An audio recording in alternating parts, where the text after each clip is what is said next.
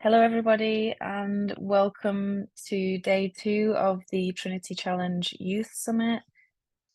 Hopefully, you all were able to join us last week, and if you weren't, we're going to give a brief discussion into what happened there. So, my name is Jenny Smith, and I work for the Trinity Challenge. I am the Events and Communications Manager, and really welcome you to the session, and thank you so much for joining. Today we're going to be looking at the campaigns that came out of day 1 session 1 and day 1 session 2 and further developing those. As you can see here on the agenda, we'll give an overview of day 1. There'll be a big breakout room session, which is the interactive element of today. And then we'll have feedback from the facilitators of those groups, an option for you guys to ask some questions. You'll vote on the final campaign, and then we will give a little bit of information about the competition that the Trinity Challenge is running and the seed fund opportunities for you all. Please use the chat function as we're going through the presentations. Tell us where you're joining from, tell us what organisation you're working for, or a bit about your experience and interest in antimicrobial resistance. You can also submit more formal questions through the Q&A function. If you are joining as part of the breakout sessions, then please feel free to engage with those. You can turn your cameras on at that point, you can unmute yourself, and you can introduce yourself in a more formal way. If you are on a laptop, then it might be a little bit easier for you, but if that's not possible, then absolutely no worries, and we're still more than happy to have you here, and we'll make sure that you can engage in a full and meaningful way. So moving on to the next slide. Thanks everybody who's introducing themselves in the chat. I'd like to bring my colleague Rachel onto the screen. Hi, Rachel. Thanks, Jenny. So we've been partnering with Black Sands, who are a communications organisation. Maybe you would describe yourself differently, Rachel. Please do when you introduce yourself. But they've been our partners in developing the Youth Summit and making sure that we get the most out of this. So Rachel, if you want to take it away, that would be great. Thanks, and hi everyone. Thanks for coming back to day 2. Rachel Bloodworth from Black Sands Communications. We're a small communications and campaigning consultancy working in the positive impact space. We tend to work across environmental issues, climate, nature, and the nexus into health as well. So we had 2 great sessions last week. Where we heard from Dame Sally Davies on the scale of the AMR crisis, from Mark Mendelsohn and Louise Goff from the Trinity Challenge, and the moving testimony from Diane Shader Smith. We had an incredible participation, over 100 attendees from 30 countries and 7 regions across the world. You can see the breakdown of where people came from on the next slide. So a good mix of young age groups there, and as I said, 7 regions across the world. The highest attendance was from Kenya, Rwanda, and then also the UK. And we've got another great mix joining today as well. We discussed 7 campaign topics in the last session, and you've got those on screen now, covering youth voices to healthcare, how to target pharmaceutical companies, farming and agriculture, what we could do in the restaurant sector, how we can grow the movement overall, and then also how we can get into schools and raise awareness of hand washing and health education. 2 topics were voted on as the campaigns that we're going to take through the process today. And I'm going to hand back to Jenny to tell us a little bit more about each of those. Thanks so much, Rachel. So as the Trinity Challenge, we know that so much work is going on in this space, and that youth organisations are really leading the way in outlining what is needed in order to increase awareness and increase the commitment globally to mitigating antimicrobial resistance. So I've pulled a little bit of information from two really important key documents.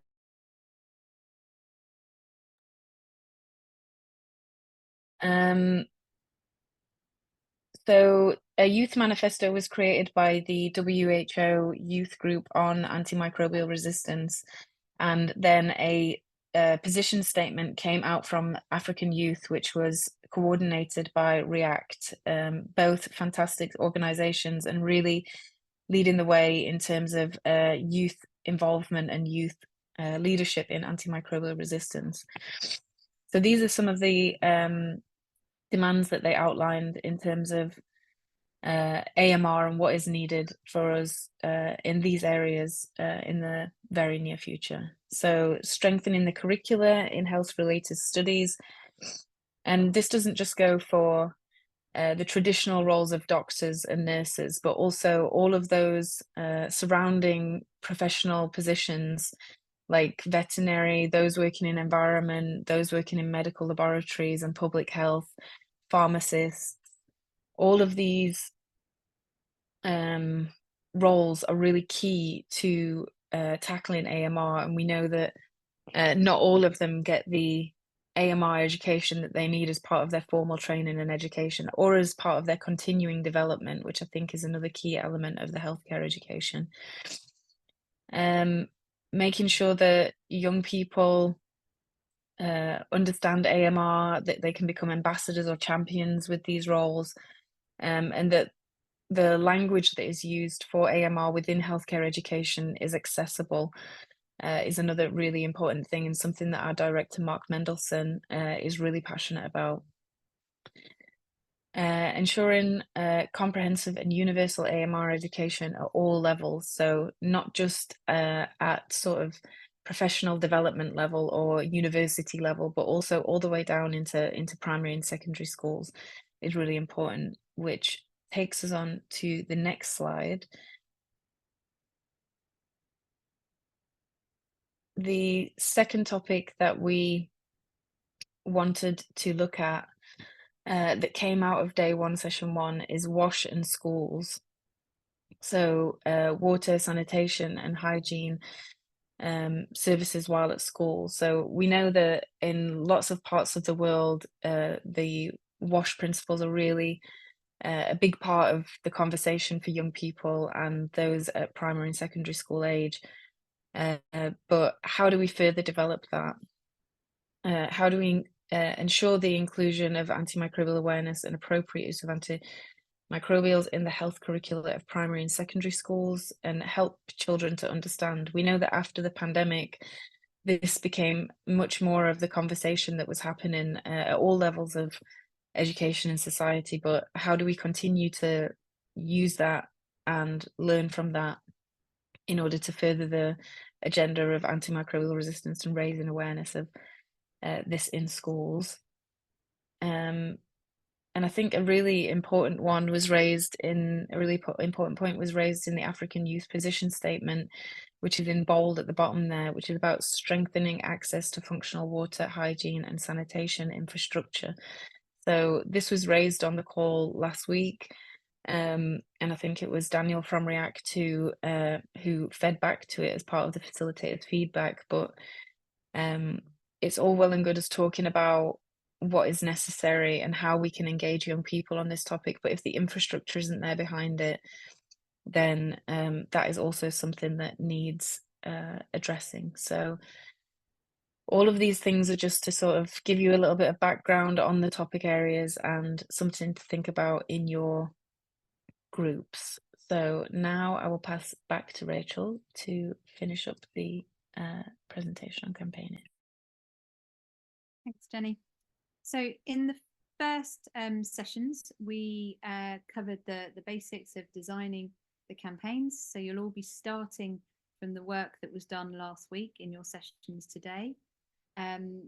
During those discussions last week, we started from the change we want to see in the world, which is the campaign topics. We discussed in our groups who has the power to create the change or influence the change. So when you get to your Miro boards in your groups, you'll see the audiences that came up through that discussion. We also had a good discussion on how we'll know if we've been successful, what that looks like. And we got a little bit creative at the end as well. So looking forward, today we're going to get into planning the campaign. So we're going to invite you in your groups to talk about setting a SMART objective. So that's an objective that is specific, it's measurable, achievable, relevant, and time bound. Now that's quite a lot to remember, and I often forget. So my colleague Liz likes to remind me by saying, so that. Why are we doing that? For example, we want to activate youth voices on the antibiotic emergency. Well, why? So that policymakers will take notice and change regulation by 2026, for example. So there's always the reason that you are setting out on your objective that has that date at the end, and it's measurable, it's achievable, and it's relevant. Next, in your groups, you're going to have a discussion that will hope to unlock the call to action on these topics. And to guide that conversation, we'll be taking you through a think, feel, do exercise with your key audiences. And when you're discussing that or thinking what you want to put onto the Miro board, we encourage you to be as forward thinking and creative as possible when it comes to the action, when it comes to the do. It's quite easy to think about campaigning in a traditional sense, needing a petition, for example, but it might be just as effective to drive a social media campaign to influence the change, or to get on the ground in communities running events. So think about all the different ways that you can drive that action. We're not going to spend too long today on an activities timeline because we don't have quite enough time to do that. But in your groups, you will have a discussion about how you can scale up the activity that you've been discussing and how that can have the greatest impact possible. And then lastly, no campaign is complete without knowing what you will measure to understand where your impact is and what has or hasn't been successful. So there's a short bit on KPIs at the end where we encourage you to think about the reach of your campaign, perhaps, the number of actions that might have been taken, and of course, the impact measures, what is going to go and create that change that you've set from the beginning. So your facilitators will take you through that conversation. And if we come on to the next slide, you're using two platforms today. Obviously, we're in the Zoom call, but you'll have the option of using the Zoom chat in your breakout rooms to put your input to the discussion. Obviously, we welcome conversation for those that are able to use their mics and cameras. There's no pressure if you need to keep your camera off. And we hope that most of you can click through and use the Miro board. But if that is a challenge, as I say, then the Zoom chat is there for you. And just the last slide there to show you what the Miro board looks like. Many of you will have seen this from the last session, but when you land on the board, you can scroll in to make the whole board bigger or smaller. And if you double click on the post-it notes, then you can edit directly onto those. So you can delete participant 3 and pop your input onto that. But if you have a challenge with that, then somebody will help to put your feedback onto the board as well. So we hope you have good discussions in your group. Be as open-minded as you can, and enjoy.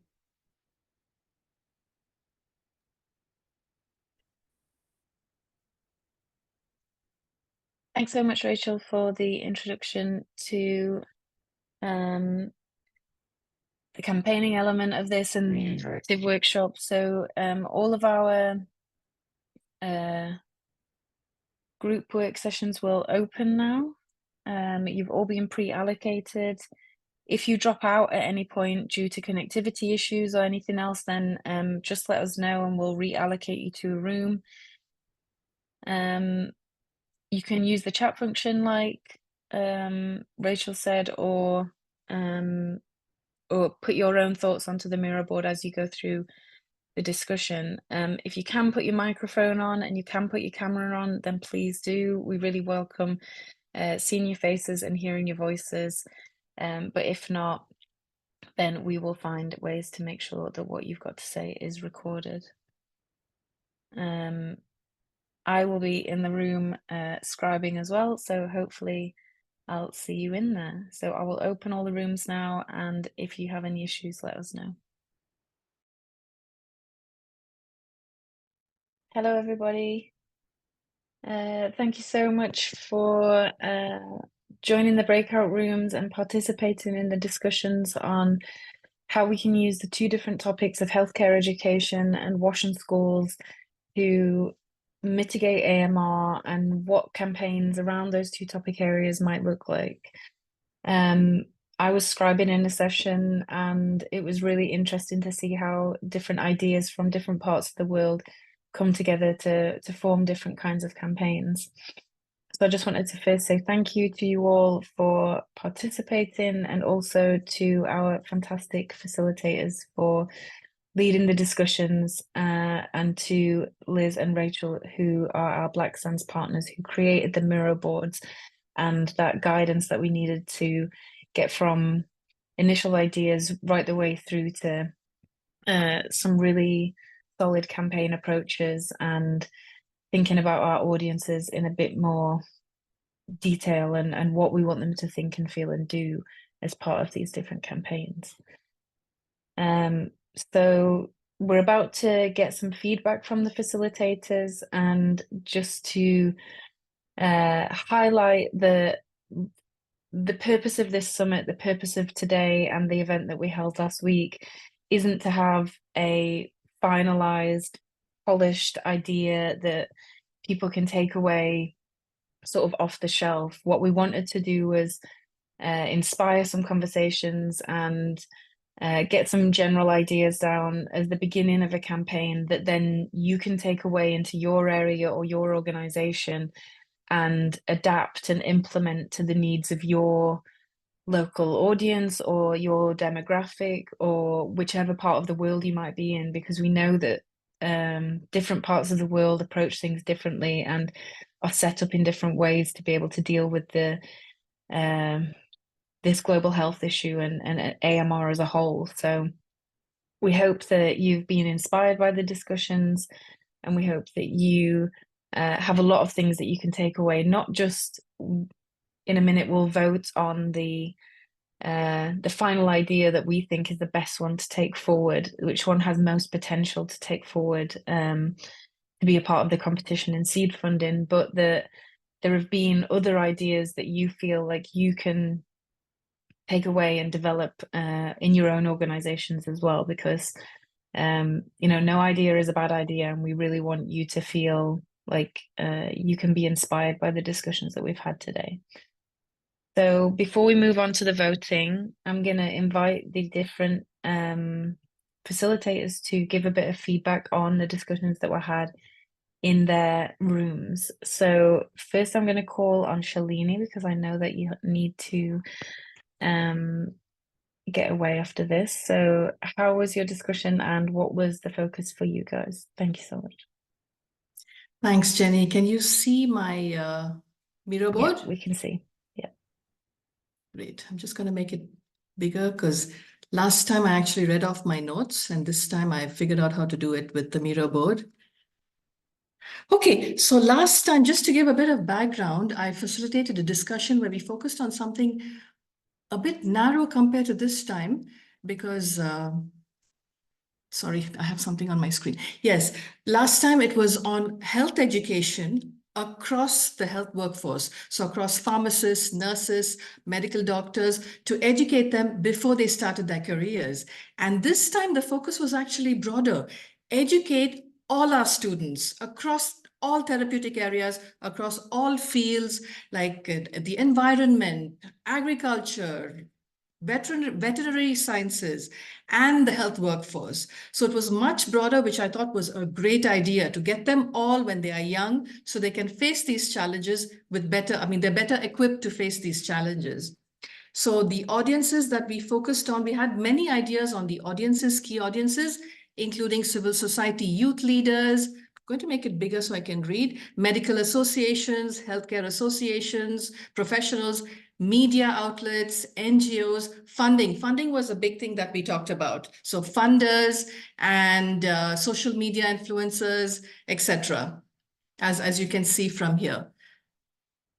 And medical school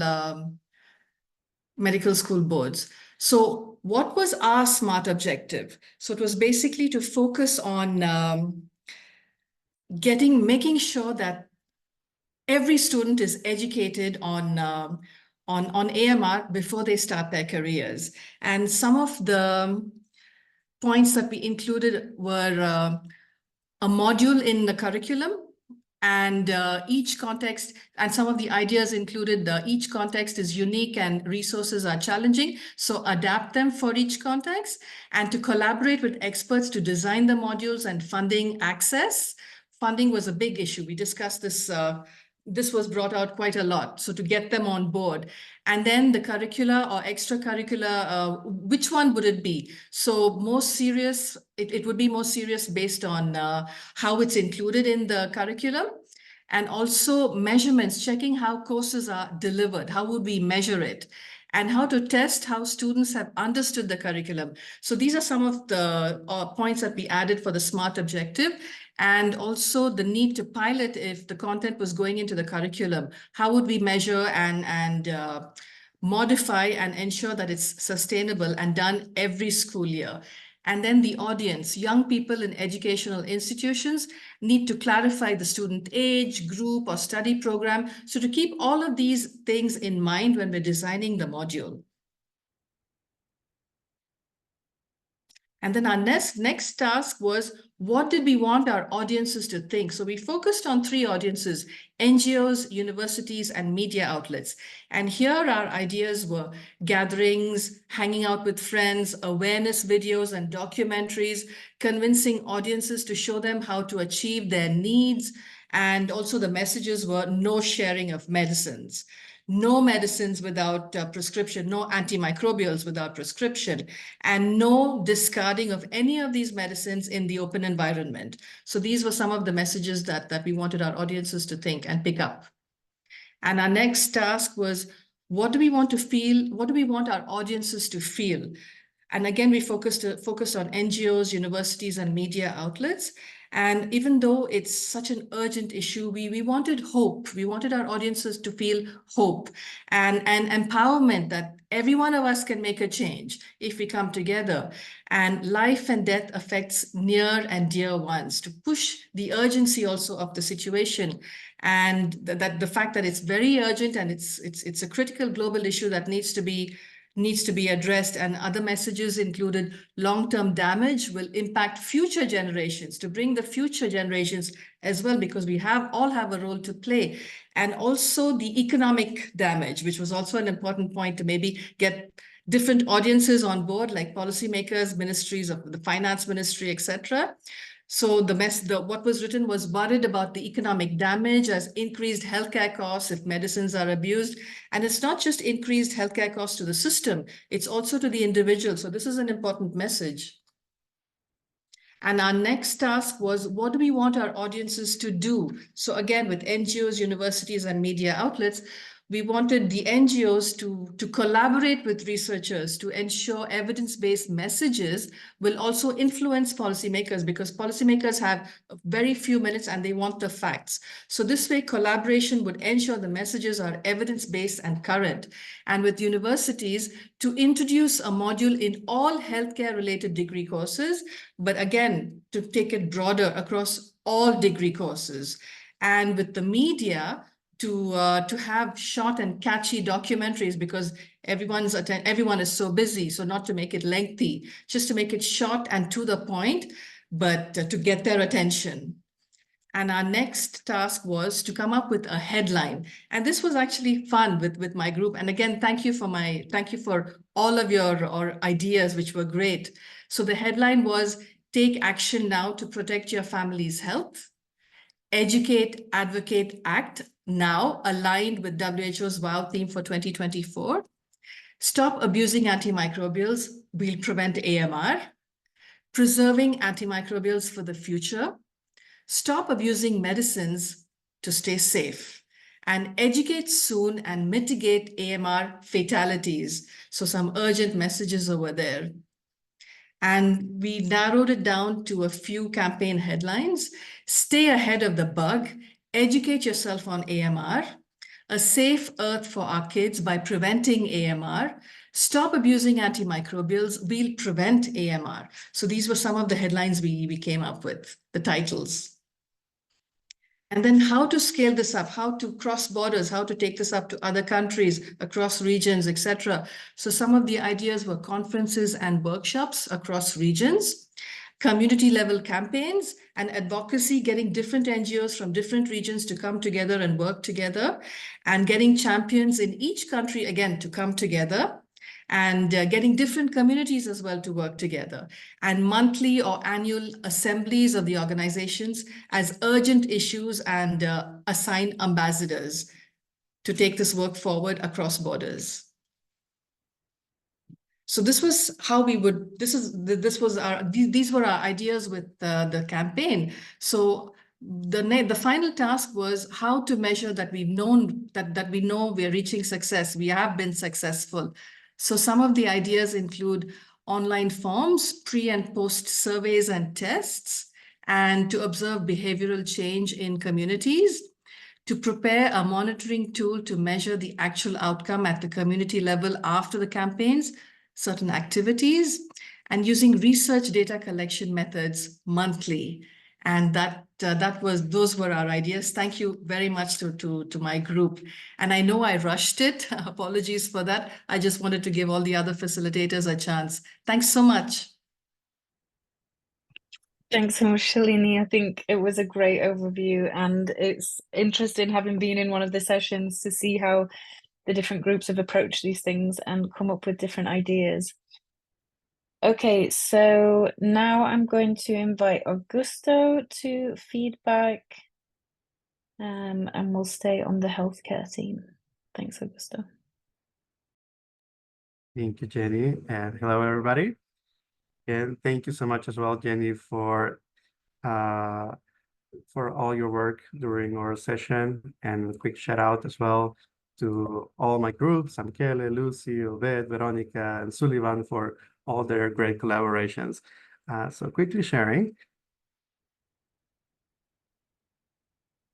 Okay, so our group was as well centered on healthcare education and how we could use this dimension of AMR to empower a campaign. So within the main topics of raising awareness, understanding, and making AMR accessible as a concept to audiences, tackling regulation, management of AMR, especially when it comes to education, and achieving behavioral change, our group wanted to merge these ideas. And there were many campaigns, many parallel campaigns that, when converged together, form a very integral campaign. So I'll just quickly recap everything. So regarding the objectives that the campaign aimed to achieve, in a very general sense, it intended mainly towards pushing for the inclusion of AMR across all levels of education by integrating it into the educational curricula, from the most base level to the most to the most specialized education, and especially within the continuous education of healthcare professionals, to create a culture of prescription-based consumption of antimicrobials within the communities. Of course, this, of course, empowered by the efforts of education-related activities, and to push for health professional-oriented awareness and interpersonal support strengthening in a way that we can build a more resilient workforce within the healthcare professionals in a way that bolsters elements of emotional intelligence into their work. So how, in terms of the influence that the campaign will be exerting within its audience, when it comes to what the campaign aims our audience to think, we wanted them to think that AMR is embedded in the thinking of health professionals, and push them for a sense of ownership in a way that they understand that their actions as health professionals have real repercussions across not only the individual, but the community level, to understand AMR as an urgent matter for action, not only in the community and the professional bodies, but as well within the government level, and to think of AMR in terms of the individual responsibility, which comes up as well within the concept of the sense of ownership, but this was more into the ideals of a community-focused sense, that everybody is responsible for their fair share in the overall action to mitigate and prevent AMR. In a way of how to feel, the campaign wanted to incite a sense of urgency into taking action, a sense of empowerment in a way that they will feel empowered or able to become actionable actors, let it be community, government, or health professional bodies, into taking into account that urgency to act, and to establish as well, in that same line of the sense of emotional intelligence, to establish a will to collaborate and support fellow colleagues, fellow community members into taking action regarding AMR. And regarding what that audience, we wanted that audience to do, we wanted to push audience to become the torchbearers in AMR awareness, content creation and dissemination, to push audiences to create bodies and networks of cooperation, especially at a professional level, and put pressure at the government level to enact changes in the educational curriculum. So some examples of the headlines that we came up with. Some of them are more in line with very specific aspects of the overview that I'm presenting. But one of them, for example, it's AMR, IMR, I'm always responding, in the sense that how we're engaging people through social media. AMR, am I right? Like to think more on the actions and consequences of what one is doing.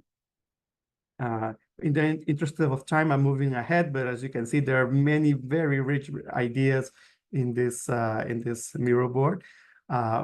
So, for example, an accompanying campaign strapline.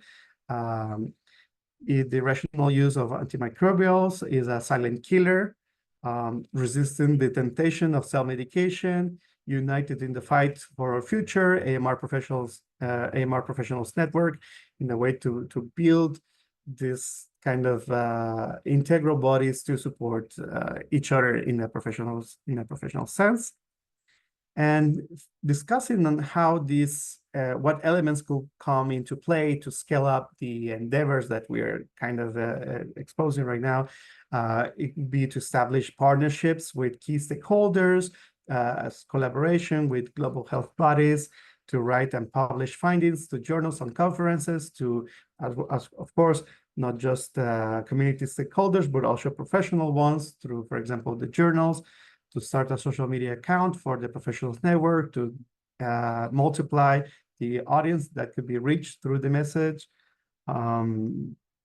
to create a large network comprising breakout networks to have professionals from different professionals, especially when it comes to building these professional networks, not, of course, within healthcare, but also within the One Health aspect to it, and elements that could help to gauge success when it comes to the monitoring and evaluation of the campaign, at least that these networks, at least to have 200 members per year, well, at least one member, one representative per country, to, of course, we are still working on perhaps the afterwards some refining with the parameters, but thinking of how many accredited healthcare workers, graduates we have, or we have engaged, what the annual reduction in non-prescription antibiotic consumption per country was, or even if we even establish the network according to the parameters that will have to be established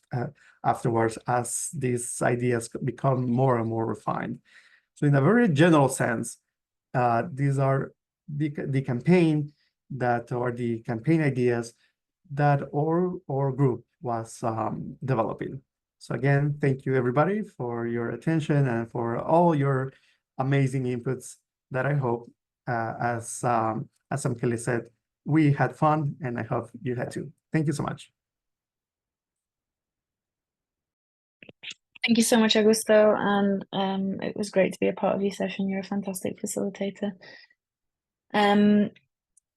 Just to let you know that you're still sharing screen if you want to enter.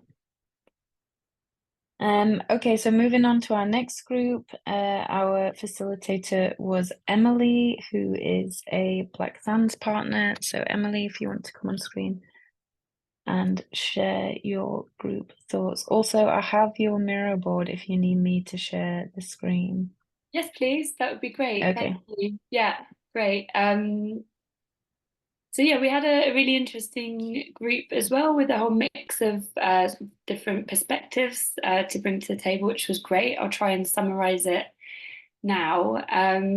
So yeah, our audiences that we focused in on really honed in on two areas. One was medical students. You know, as they're the medical practitioners of the future, it's really important and impactful to get them to really understand the importance of AMR. Also spiritual leaders as real trusted voices in their communities with wide-reaching networks amongst their communities, but also beyond to networks that expand to different countries, even interfaith as well. So this is where our conversation honed in. Regarding the objectives, these we looked a lot at really focusing on seminars and workshops as ways to reach these audiences and to use them in order to get the messaging really out to the wider communities and to make that impact. So yeah, the ideas with seminars and workshops with students would be to have discussions and find solutions together. With spiritual leaders, the focus could be more on how they can incorporate messaging into their sermons and into their community engagement there. When we moved on to how we wanted our audience to think, it was very much about the fact that we want them to think AMR is important, to really grasp the importance, grasp the effects that AMR has on communities, and the fact that it really requires immediate attention and action. From this, how do we want our audience to feel? It would be, I think, similar to the previous group, they want to feel a sense of responsibility and to feel empowered.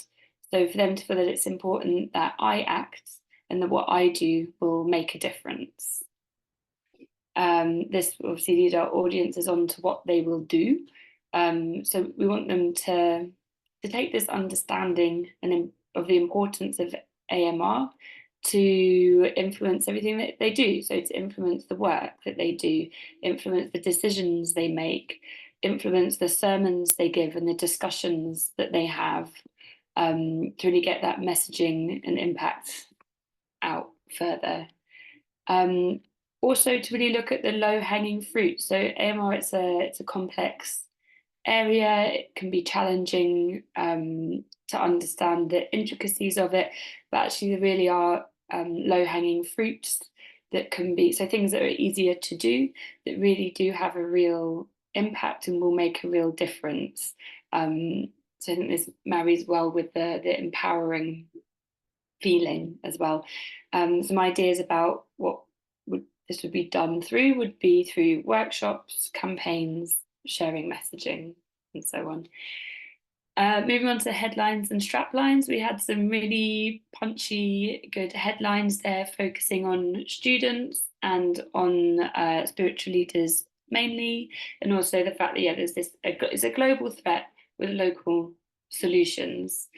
And strapline. So we did a vote, and the group really zoned in on that spiritual leaders area. So United Against AMR, empowering spiritual leaders to safeguard our communities, was the award-winning headline for our group.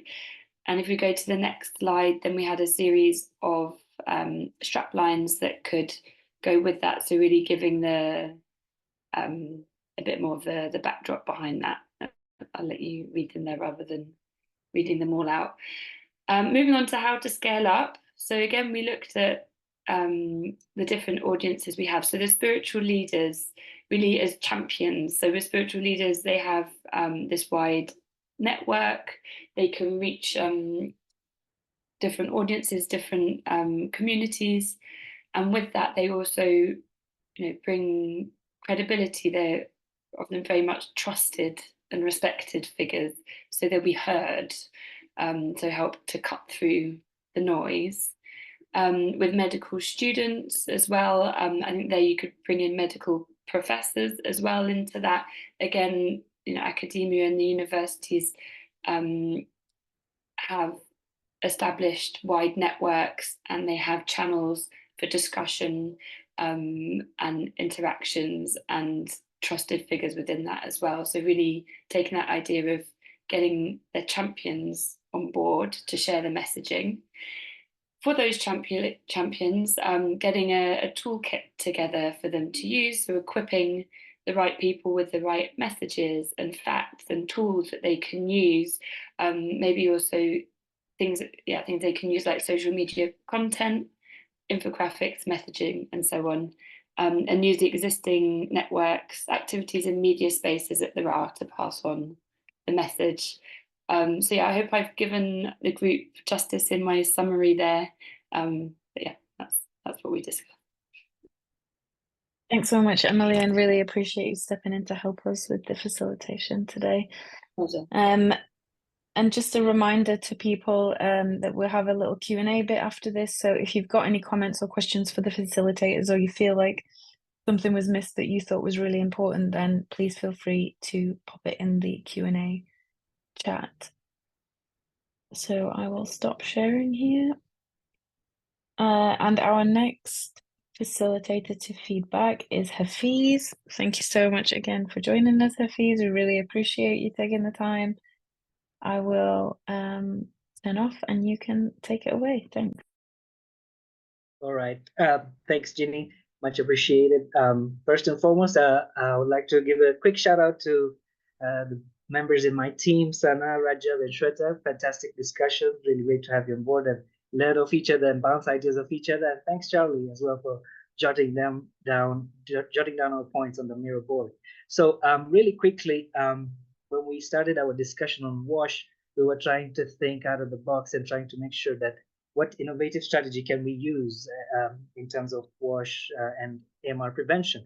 And very quickly, we came up with an idea of gamification, where our smart objectives were to develop an immersive and knowledge-based video game about WASH for 10 to 14-year-olds, where we would measure the success of our game through engagement and moving the participants from one level to the next, as well as looking at download rates, achievable, how to make sure that it's achievable, integrating the gamification modules into the curriculum, incentivizing the participants for completing their levels, and ensuring that we are working with a multidisciplinary stakeholder approach as we develop the game. It was very much, the game should be very much relevant to WASH and AMR, and the timeline that we're looking at was 3 to 6 months. So that is what we came up with in our SMART objectives. Then what did we want our audience to think, feel, and do? Considering that it is gamification, the first and most important thing is, we want to make sure that the audience feel that this is for entertainment. We must not think it's something boring. We must make sure that it is entertaining, it is engaging, and that they're learning. But also importantly, we want to make sure that they think it's simple, interactive, and rewarding through our competitive-based game. And more importantly, sometimes gamification can be taken out of context where, it is not healthy, but we wanted to make sure the message is this is a healthy gamification game where by learning, by engaging with the game, you're also learning and more importantly, grasping knowledge on, learning about hygiene promotion and best hygiene practices.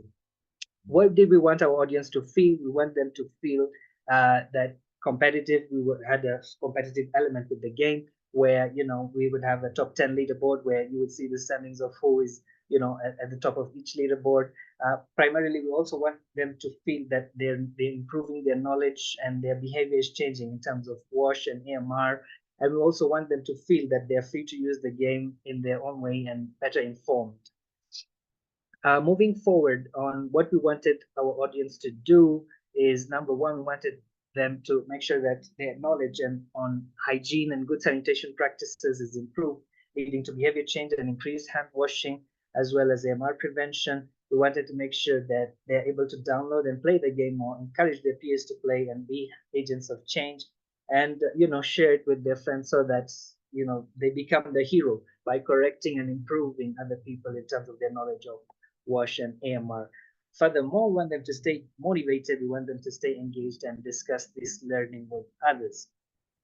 Moving to the headline, what did we see as our newspaper headline? It was really a game changer that promotes WASH and AMR education to young citizens. That's what we came up with. And when we were discussing about our strap lines, it was really, we had some really great ideas here where we had Beauty and the Bio Beast. We had play, learn, and win.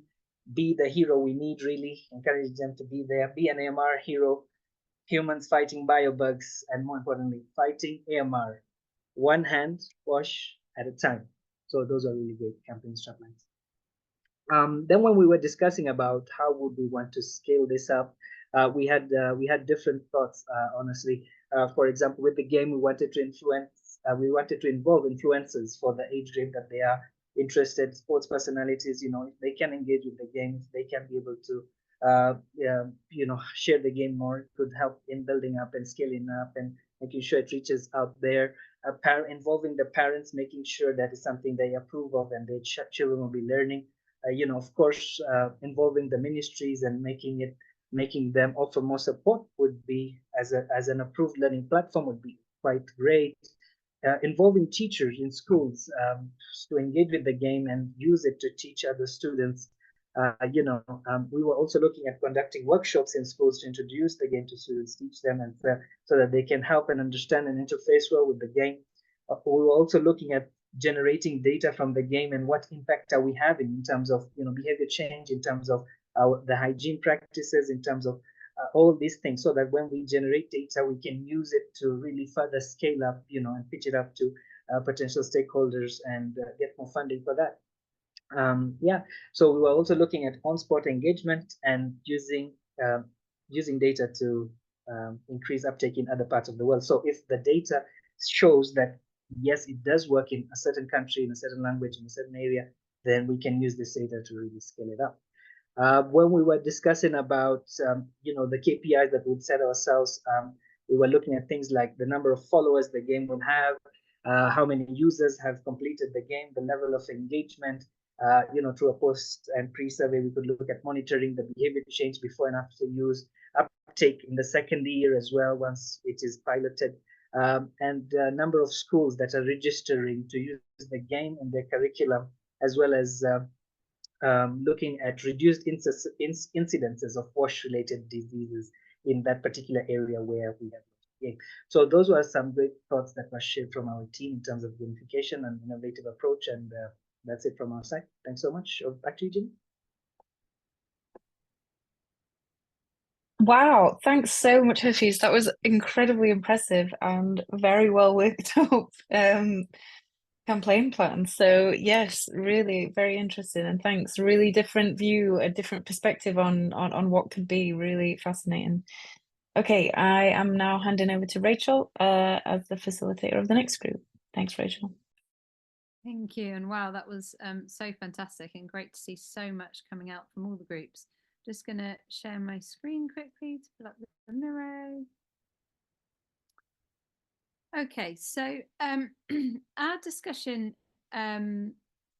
was a little bit broader actually than some of the groups we've heard back. We sort of crossed a little bit from WASH to healthcare and back again, partly because of some technical issues at the beginning where things sort of brought us into thinking about both. But we've got some really good principles that came through on each of the tasks. And on the first one with the SMART objective, a really important flag to make sure that we know the starting point in terms of what we're going to measure. So actually anyone embarking in this area will need to know what the awareness and understanding is before the campaign starts, as well as to make sure that we're building in evaluation and measurement throughout and looking at probably about every 3 months to really monitor how we're doing. And overall, when we talked about the sort of length of time that seems appropriate here, we got to about 1.5 years to 2 years to really make sure that we're able to have an impact.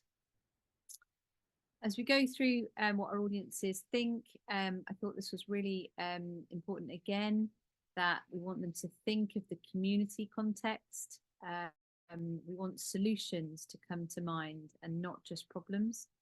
And also the socio-economic benefits. So this isn't a topic that is just about healthcare and influencing change at the scale we need. Is going to require people to think about the overall economic and social benefits that will come from it as well. Going along to what those audiences need to feel, inspired, motivated, supported, came through, as well as the fact that the goal has got to be achievable in a local community. So again, that community context coming through is super important.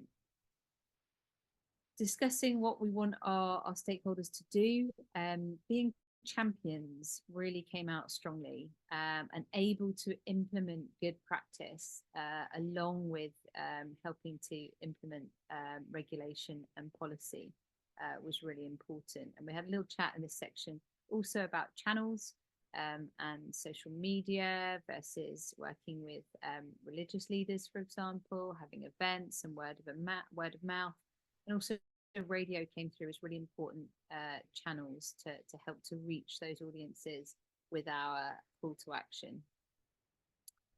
Moving forward onto headline, we felt it was important to have a little bit of shock in our headline, and it was also we discussed the importance of language here. So antimicrobial resistance education is quite broad and will sort of ordinary people understand that. We learned that microbes might be a bit more accessible, but also that we could build on that even further by using local language for the bugs themselves to really help to make the relevance to this and ensure it's understandable. Silent pandemic on our watch came through, just to really, as an example of getting that cut through, as well as, you know, simply hand washing has rescued a person, really trying to get the simple, striking message through. And we also talked about the numbers being important to drive the cut through with the headlines of how many people are dying every year from this silent pandemic. Moving on to campaign strapline, we wanted to make sure that this was a little bit more inclusive, but still to the point with a little bit of cut through from the shop, but ultimately helps people to feel that they can be part of the change, and drives inspiration and positivity as well. When we looked at how we can scale things up, I think creating career opportunities for young people is a really, really important aspect to this. We need to bring youth in closer, and we therefore need to be relevant to their needs. And employment and career development is absolutely critical. Multi-sector collaboration also came through, and then the need for funding to help underpin that. And celebrities came up as an important way of driving that relevance and reach with the young people. How will we know that we've been successful? The measurements that came up all the way through our discussion from the beginning. So making sure that we've got that measurement at the beginning, during, and afterwards was important to us, as well as making sure it adds up. Everything we do adds up to driving behaviour change and policy impact.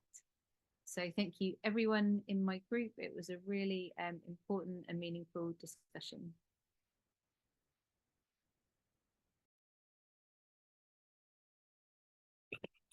Thanks so much, Rachel. Some really interesting feedback there, especially love the idea on creating AMR related career opportunities for young people and promoting them. Really different perspective. Okay, so next we're hearing from Liz, who is another partner of ours from Black Sands and a facilitator for one of the groups. Thanks, Liz.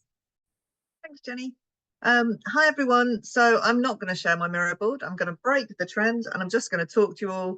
And that's partly because there was a lot in the chat which I wasn't able to cut and paste into the Miro board, and lots of rich stuff that I wouldn't want to miss, but I'm just going to give you a flavour of it verbally. And I think the first thing, so our group again was on WASH and schools, and how we inspire schools to educate pupils about antibiotic resistance and hand washing. So the first thing to acknowledge is there are a couple of people in the group who are already doing this, and they shared some great links of activities that they're already doing. And I think there's something, if we go forward with this sort of campaign route, I think there's something maybe to be done about sharing what's already going on, and sharing learnings and practice and ideas, and building of that for campaigning going forward. So there's already some really great stuff out there. So talking about smart objectives, the short-term stuff was quite easy, right? So the short-term stuff, if you were talking about it in a year's time, then, you know, it's about the number of students, the number of schools, the number of teachers that were involved, and, you know, judging the impact pre and post with polls or questionnaires and so forth. Longer term, that's probably trickier. And we ended up talking more about that at the scaling up end. And the longer term impact would be about how you can effectively scale it up in whatever mechanism you choose, and have as many schools on board as possible. So we talked about 3 key audiences: pupils, teachers, and policymakers. And we went through the whole think, feel, do model. And with pupils, it's quite, you know, straightforward. We want them to feel that it's fun, and we want them to wash their hands, to tell their friends, and we acknowledge the importance of pester power. You know, pupils are really good, kids are really good at telling their parents, and young kids telling their parents off for not washing their hands. Teachers, through that think, feel, do mechanism, we were talking about how it's important to make it easy for teachers. They're really busy. They've got lots of things to fit into their curriculum. They need the resources. They need it to be, no matter how important they find it, they need to be able to easily fit it into the school day. And with policymakers, we want them to feel that this is important, they can make a difference. But we want them to also feel potentially that people want it, that their constituents want it, that the people who vote for them want it. And that's where the real sort of scaling up part of it came in. So there was an array of headlines and slogans. So I'm just going to call out 3. So be a superhero against superbugs. That's one that one of our participants is already using. Clean hands, good cures. And a headline: local schools tell minister to wash up. There's a few more on the Miro board as well. But I think the most interesting conversation we had was on the scaling up and how you take something from being an activity with some schools and try and get as many schools as possible. One thing that two of our members have existing programs, and they talked to us about how they're already getting kids to do events. So drama, art, storytelling, science workshops, all sorts of different things. And that content is used to engage more broadly, whether that's communities or on social media. So I think that's a really important area in terms of the behaviour change and awareness. That's a really important way that you can creatively get kids involved to spread the message wider. Will in our group pointed out that roll call and registration is mandatory in many countries in the world. Wouldn't it be a really simple campaign goal to get it mandated as integrated into that process? So, you know, Mary, are you here? Yes. Have you washed your hands? Yes. And I suspect some of that is going on, particularly post-COVID, but, you know, having it embedded and normalized could be really interesting.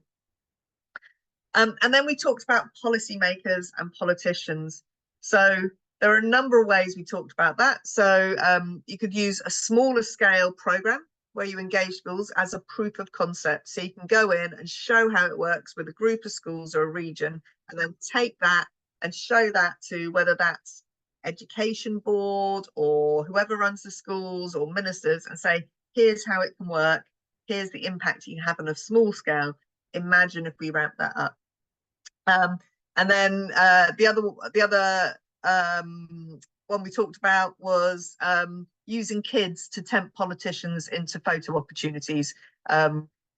Politicians like a quick and easy photo opportunity, and they, you know, it's quite a good feel one to be pictured with the local school and the local kids. So, but obviously caveat in a responsible way to use children like that. And that was the end of our feedback. Thanks, guys. And thank you to the group. Lots of great people and great ideas in there. Thanks so much, Liz. Great that people are bringing their own experiences and things that are already happening in real life to the table today as well. That this campaign can sort of build on and use as a baseline of experience, and you know that you guys, so many of you who are here today are already working in AMR on AMR projects, raising awareness all over the world with different kind of stakeholder groups, and it's great to build on what you're already doing and use that experience that you've got. So thank you to all of our facilitators. So the two topic areas that we've come up with following day one were healthcare education and WASH in schools, and I think each of the groups have taken a different approach to tackling that, which was really what we wanted from this. You know, that's why the different facilitators are interesting, because they bring their own expertise, and then you in the different groups as well bring in the information that you've got and the expertise and knowledge that you've got. So we're just going to open up to Q&A, some questions that have come through about the campaigns and what the plan is from now. And so I am going to be joined, I think, by a colleague, Hamish, who can ask some questions. And Rachel or Liz, feel free to also come on screen and you know, make any additions to any answers that we give to people from the group. Thanks. Absolutely. So thanks so much for those who have submitted a few questions to me directly, but please do use the Q&A function as well. If any come to mind, we're here to open. And as Jenny says, please do just jump in with any answers, anyone, including the facilitators in the background. If you have a view, please jump on. So the first question I've got for you is, so we know that one topic that we've been discussing is going to move forward into to be the winner of this session. And I believe we're going to speak a bit about the competition mechanic that will then launch at the end of today's session. But can the participants within the session still use the other topic or the other ideas which have been generated during the course of this session? Yes, definitely. Liz is saying it with a thumb, but I'll but I'll go into a bit more detail. Yes, any of the ideas from today or any of the ideas from day one, which day one was also recorded and is available on our YouTube channel for people to watch that weren't able to attend. But yes, feel free to take any of the ideas, any of the discussions, and use them and implement them in your own work and projects. That's really what we wanted today from the work with Black Sands, is to inspire discussion and excitement in the topic of awareness raising in AMR. Great, thank you. I hope that answers your question. So not dissimilar to that, but on a slightly different tangent, can we adapt the ideas that have been raised to meet the specific needs of individual communities? Obviously, we're speaking about a global campaign and a global outlook. Can we really take that and refine it into our local action? I mean, I think adaptation is key, actually, because you can have a global sort of thread and a global kind of umbrella to what you're doing, but it's only, you know, we have people on my call from very different parts of the world, and they're going to need to adapt. Not least, we were talking about slogans and campaign headlines in English, and lots of my people in my group are not going to be doing it in English. So yeah, I think adaptability is key, but I think there's something about having a global thread that people can get behind. But that can be quite simple, that top line goal. Absolutely, and that's a great segue as well to another question, which was whether the campaigns that are developed out of this can be translated to be utilized in different regions or countries. I think they'll need to be, so long as someone is able to translate them and there's a use for them, then yeah, go for it. And I think we're also completely aware that these that a local context is really important, and what one of the campaign ideas might do in one area is completely different to how it needs to be deployed in another area, and not just in language but in cultural approach. And so what has come out of today and what will continue to be developed are only sort of the initial ideas, the initial sparks to be kind of hyper localized where required. So this question is a little broader, and it may well be that one of our facilitators are happy to jump on and have an answer to this, or an opinion on it, because it's not a clear-cut answer. But we're focusing on the youth today, and in these sessions, how is it that the youth are uniquely placed to break this conversation out of its traditional silos, out of its traditional networks? How can the youth propel this to a new audience or get new engagement? It really, I open that to anyone who has an opinion on it. I'm happy to go first. Yeah, go on, Liz. Yeah. So I think in my experience of working on a number of issues with youth, I think a sort of youth driving it brings a different energy, a different lens for those of us who've been working on for a long time, different ideas. And I think they have incredible networks through schools, through universities, and through social media that maybe other people don't. And I would look at the climate movement for inspiration. So, you know, climate change, what the youth movement did for that really propelled it forward in quite a significant way. The youth voice was really important. Not obviously Greta Thunberg is the famous you know, head of that movement, but there are many others from all over the world, and it's been interesting to see how at these big political events now people want to have young people up there, you know, the voice of the future. They're the people who will live with this. And when I've been in rooms where you've had politicians and business leaders, it's quite often the young person that does the best speech and the most interesting one. So that's what I think you can bring to it. Thanks, Liz. Oh, go on, Rachel. Yeah. So, Jay, I was going to add that think youth campaigners can often be more forward thinking in terms of intersectionality on the issues as well. And I think bringing the integrated and kind of holistic view to that and elevating the voices with all the strength that Liz just outlined, I think is really meaningful.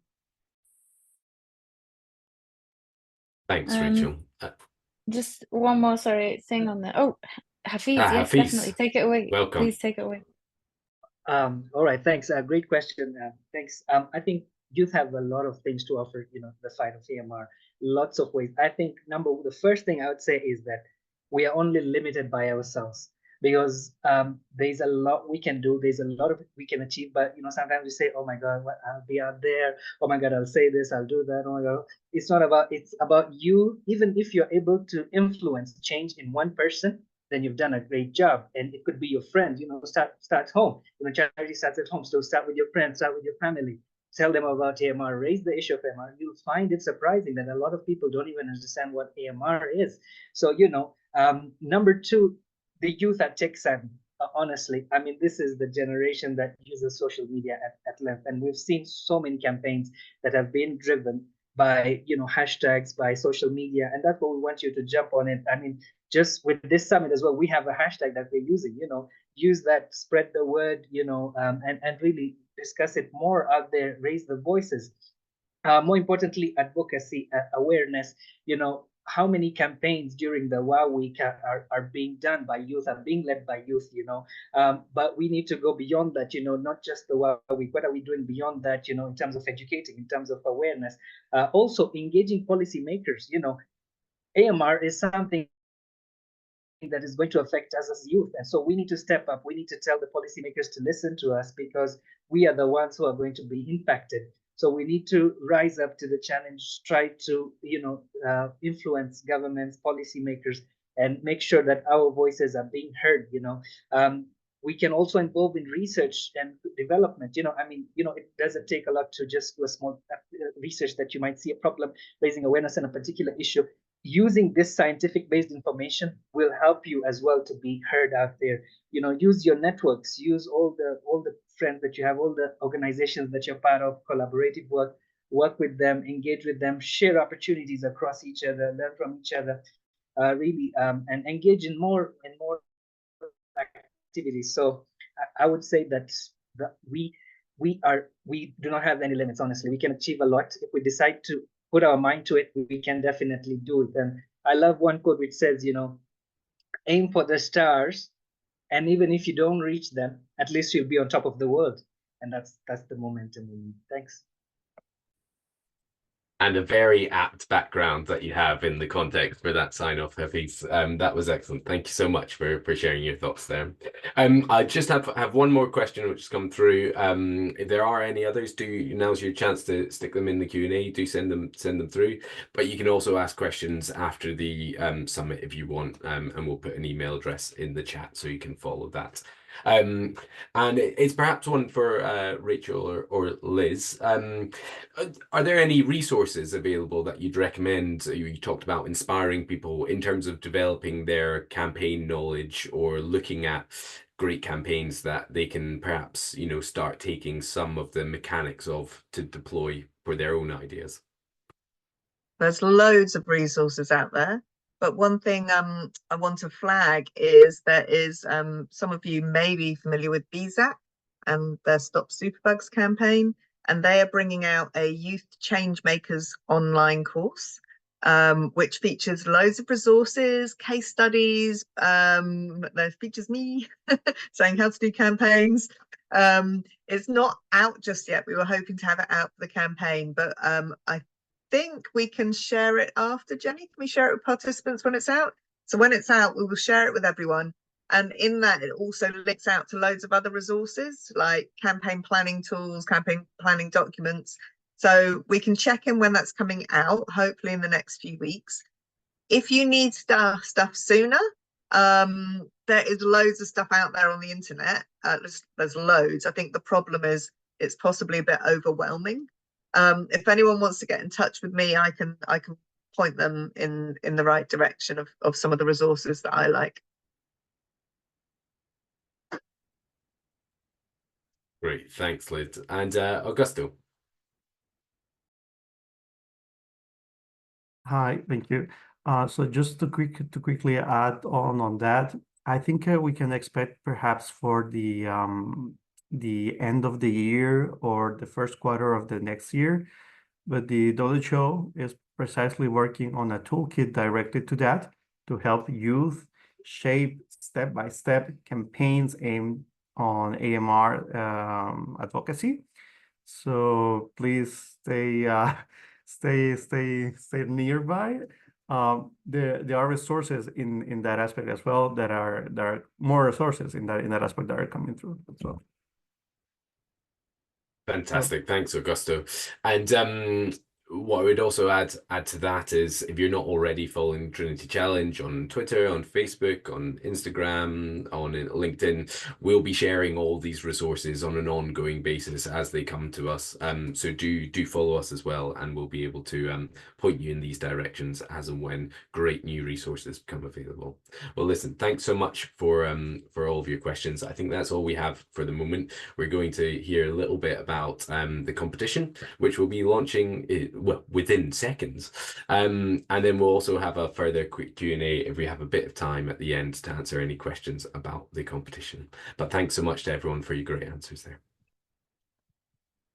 Thanks, Hamish, and thanks, Liz and Rachel and Augusto and Hafiz for inputting into the Q&A. Before we get started on the competition and the seed funding opportunity, we need to find out what the winning campaign is. So I'm going to put a poll out. So you're choosing from the two different topic areas. Thanks, Hamish. So we have the healthcare education.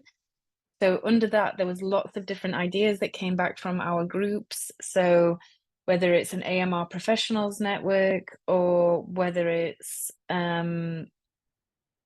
career opportunities in AMR for young people, short docuseries explaining AMR, working with ministers and ministries of health and education, or social media content and campaigns.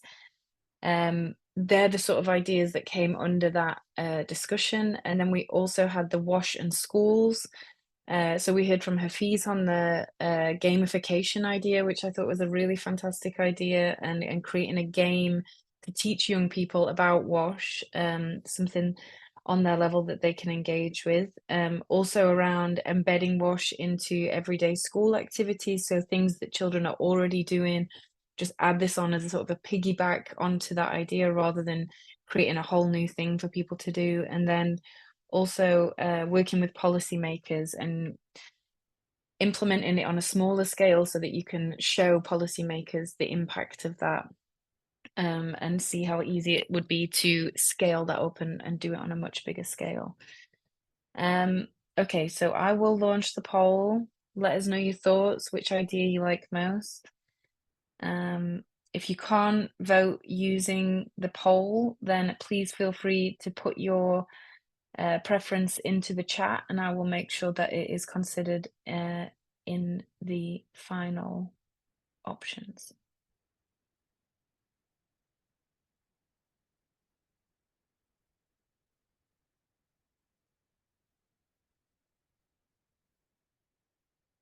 If you are struggling with access, then I've just put a link to a QR code, and you can use that to access the voting as well.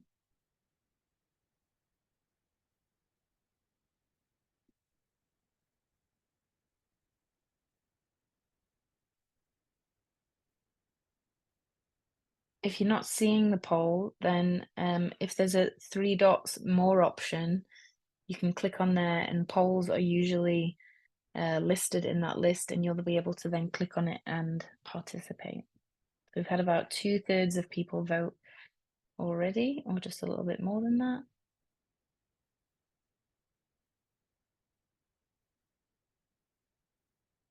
Okay, 24 total responses. Okay, I'm going to leave the voting open. So if you haven't managed to have a look at it yet, then please do. And I will move on to the explainer about the competition and the opportunity to be in with a chance of winning some money to deliver a campaign as part of the output from the Youth Summit. So this is just a short timeline of what the plans are for the competition. So today we've developed a campaign together. We've had lots of ideas and discussion around what that campaign could look like, but we do recognize that different organizations have different priorities and different perspectives, and so we want you to just take one of these ideas and adapt it and implement it for your needs in your area. And that can look at a regional perspective or a country level perspective. And so after this call, we will open the competition, and from that, you have 2 weeks until 5 o'clock on the 17th of July to complete an online application form. So we've created a Google form where you and your organization can input your idea on what a campaign plan, your campaign plan looks like, what your priorities would be, what your objectives would be. So all of the campaign approaches that we've learned here today with Liz and Rachel that you've already got knowledge of, use those and put them into the application form, and you can bid for some money.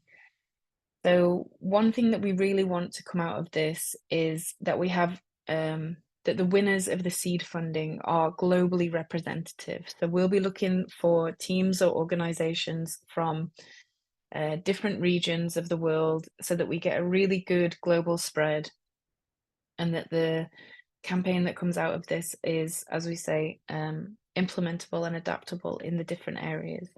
But we really want to hear different kinds of voice, different demographics, different audiences, just so that we can have as far a spread and a far a reach as possible. So the winners from these different regional teams will be announced in August, and we haven't got a specific date for that yet, just because we don't know how long judging and due diligence will take, but we just want to make sure that we get the right people involved, and that your organization is set up in a way that can deliver this kind of campaign and can receive grant funding.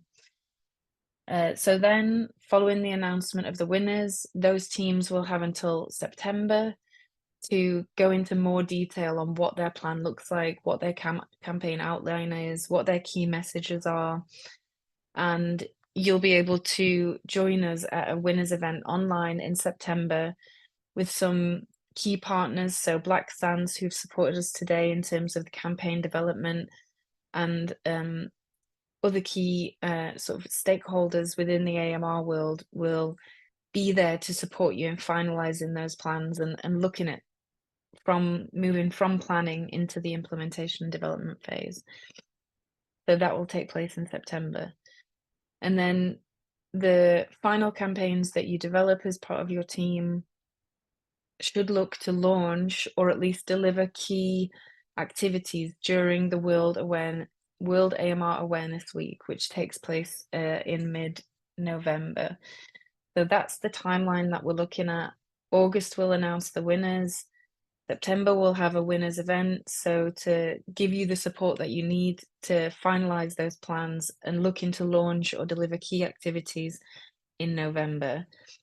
There are a few other opportunities that we're trying to get these campaigns and plans involved in, but as they develop, we'll release more information about those as well.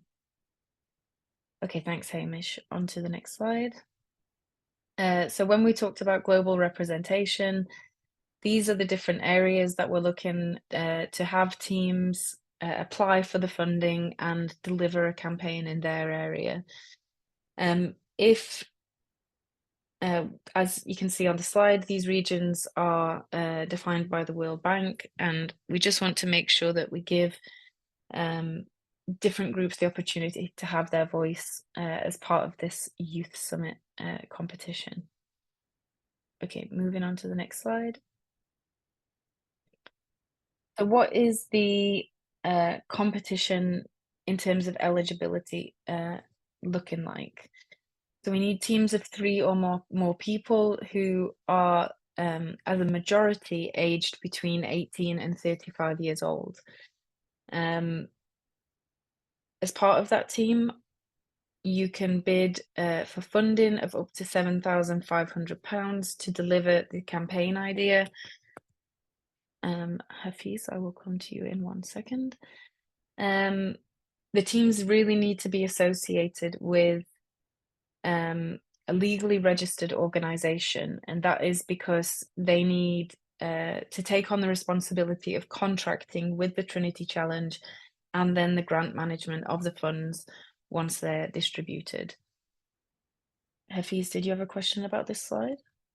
No, sorry about that, Jean. Okay, no problem at all.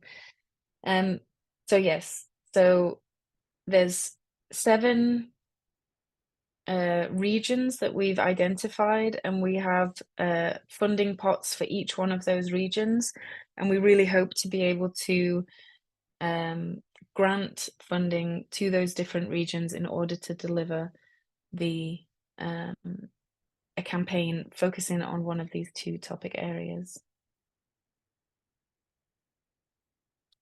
So what is the evaluation criteria? So we're looking at 5 different key areas. So we want your idea to be innovative. We want it to be creative and original, looking at how bringing that youth perspective and that youth energy to these campaign ideas. It doesn't have to be a regular way of campaigning. It doesn't even have to be anything that we've discussed today. If you leave the session today and you feel inspired and you have a new idea and you think this would really work, then we really welcome that as well. We want you to think about impact. What is your reach going to be? What is the potential behind raising awareness, and how would your campaign and your organization effectively mitigate AMR as part of this campaign?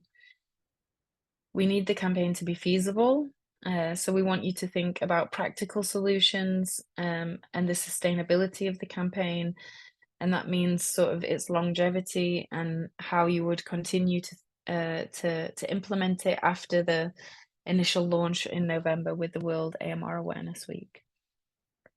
Also think about collaboration.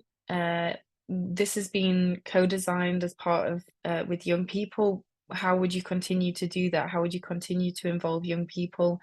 Do you have other partner organizations or experts that you'd work with? Have you got change makers that are associated with your organization or influencers that you think would be good to involve in this kind of campaign? And then how you present the final campaign to us in the application form. Just make sure that it's as clear as possible, that you know, you're trying to convince us, you want us to be persuaded by this, and that this is a professional pitch. There is seed funding grant money to be had, and we'd really love you to be the winners of the competition. Okay, on to the next slide. Okay, fantastic. So that was me. That was my elevator pitch for the competition. If you've got questions about this, I think I see that there is a question. Oh, right. Can the competition be done in a group? So yes, it has to be done in the group. One of the things that we aren't able to have is individuals bidding for this funding. You need to be in a group of 3 or more, and you need to be associated with an organization, a registered organization that is then, like I say, able to be part of the contracting work that we do and then facilitate the grant funding. And that organization can be a registered charity, but that organization might also be an academic institute. If you are a medical student or a group of medical students and you think, yes, we would love to do one of these campaigns and we'd love to bid for the funding in order to deliver it, then so long as you have your associated organization as a registered organization, then you can definitely do that. Thanks so much, Jenny. Again, everyone, if you do have any questions, do put them in the Q&A. I have had some through directly as well, so we'll come to them. But Jenny, I wonder whether you want to announce the outcome of the vote before we move on to Q&A. Yes, I did just see that, and I had it on the side of my screen, and I thought it was a draw, but luckily it's not a draw. So the outcome of the campaign vote is WASH and schools. So the focus of the campaigns that you guys put into the application should be around WASH and schools. And following this session, we will be going back and looking at the different Miro boards and chat comments and pulling together some sort of inspiration for you guys to take as part of this as well. So keep an eye out for that. But Thanks, Jenny. fantastic work, everybody. Thanks. Well done. That feeds into one of the questions that came in, which was just how closely we're focusing on WASH in schools, but how closely do teams need to focus on the specific sort of ideas that were generated around that in the Youth Summit? Like I said, if you have a new idea, if you log off today and you think, I've had a brilliant idea, I wish that I'd said it as part of my facilitated group, you can still use that in your application. Don't feel constricted or limited to what was discussed today. This was supposed to be an opportunity to be inspired and an opportunity to get some new ideas and fresh perspectives from peers, from experts, from people who've been campaigning on these issues for a long time and people who are brand new to it as well. So you can really, if you've seen a good idea today and you think, yes, I can develop that, then please do it. But if you've got a separate idea that wasn't discussed today, then you can also bring that to the table with no problem. Thanks, Jenny. So seeing a few questions in the chat, which I might be able to answer a couple of them.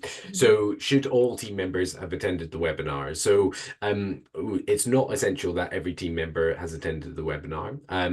The evaluation criteria that Jenny's outlined are the main criteria that the judging panel will look at whilst they're assessing applications.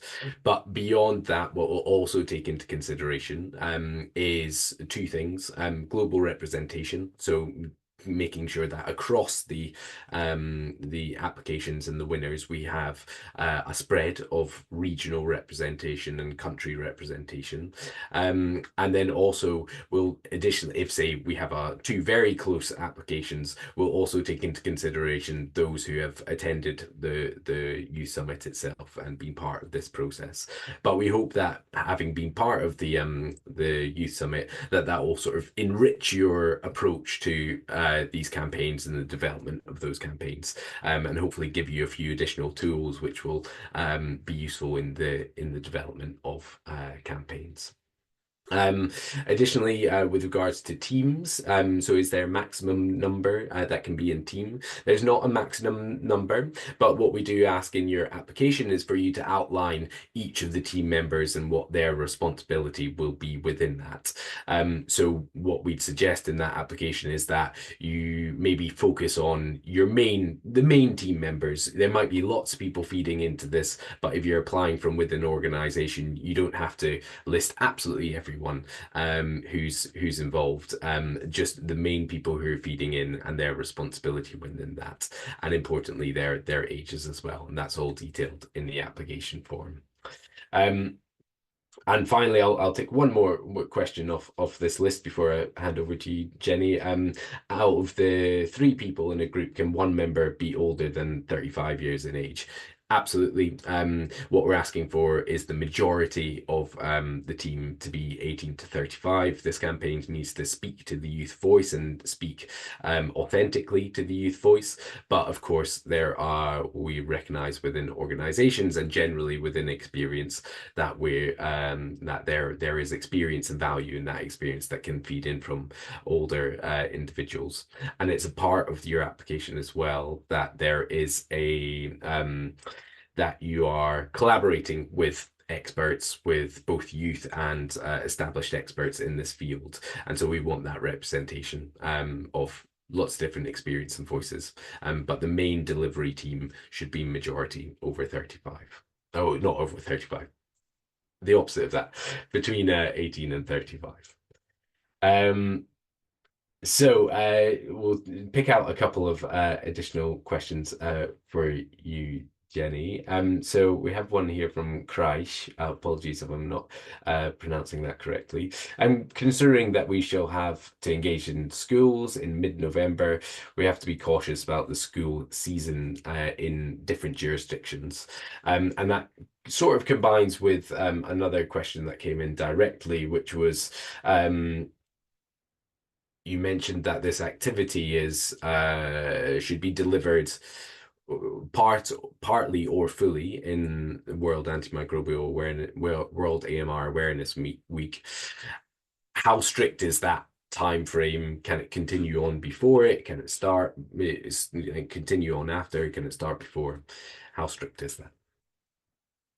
Thanks for those questions, and I think what we recognized is that the World AMR Awareness Week that is hosted by the World Health Organization is a huge opportunity for us to have our content seen and to have these campaigns be a part of like a much bigger approach. So yes, you can start before, yes, you can continue after, but we want something to happen within that week that says, this is what we're doing. So even if the WASH approach that you're taking, the campaigning approach, is working with schools, delivering some kind of game or activity, then let's release a report about it on that day, or let's do a social media post from everybody on that during that World AMR Awareness Week. So just make it so that some activity is planned for that week, but yes, before and after can also take place. Great, thank you. And is it the case that team members have to be from within the same organization in order to be a team?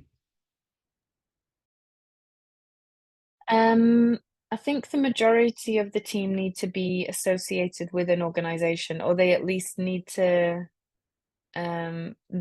the organization that will manage contracting and funds will need to be happy that the other team members are working with them, even if they're from associated or other organizations. But there just needs to be a lead, a team lead with an organizational lead that will manage the contracting side of things with Trinity Challenge. But if you're working with other experts or other young people or organizers, then that's more than fine.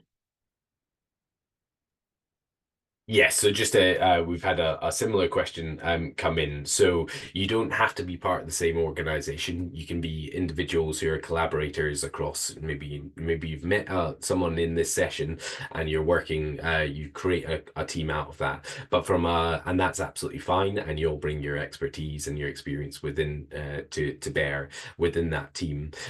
But there will be one organization who will be responsible for the contract, for administering funds, and be the sort of administrative lead who will ultimately be responsible for delivering the campaign with the team that's formed. So you do need to have some sort of formal agreement in place of some description with that organization in order to deliver this campaign. And for some teams, that may be because that is the organization that you're employed by or that you're formally a part of.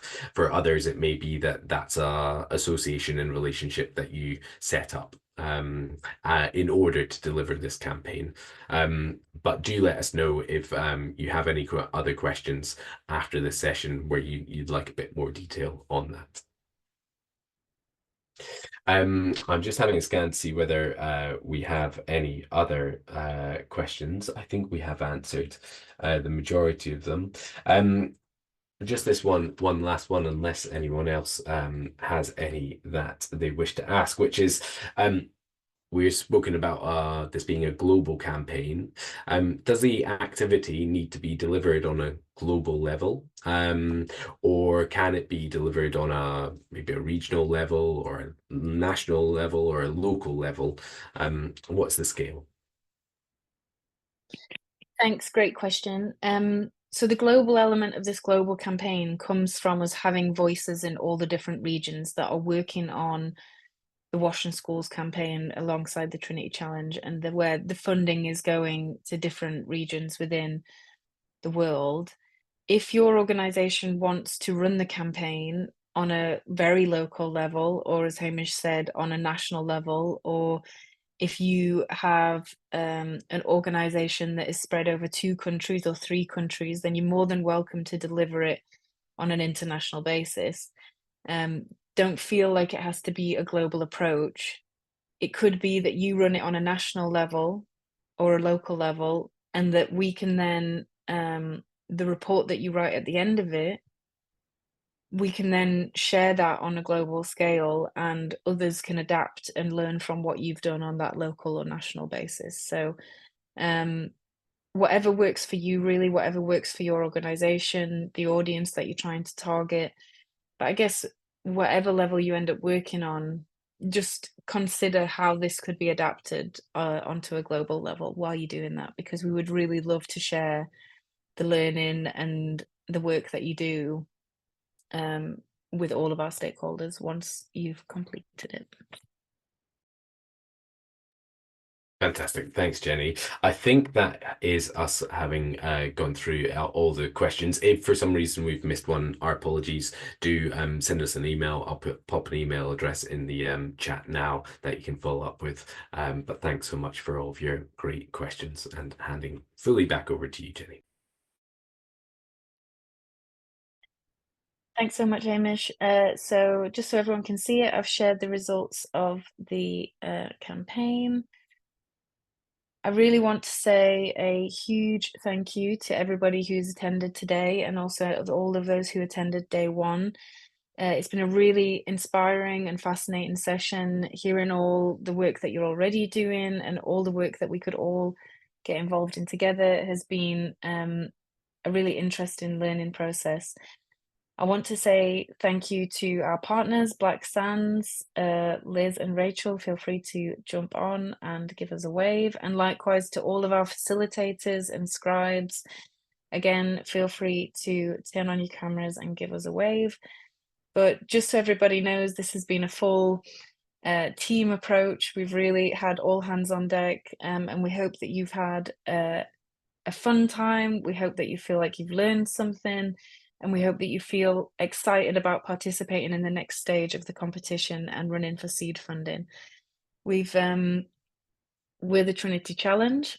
We'd love to hear your thoughts. So please complete the summit survey that will be sent to you after this. And really feel free to get in touch with us. If anything isn't clear, if you need any more support or help, then we really welcome it. And thank you again for attending and joining us. Thank you to facilitators for your time as well. You've been fantastic. We really appreciate it. Thank you, everybody, and have a good afternoon.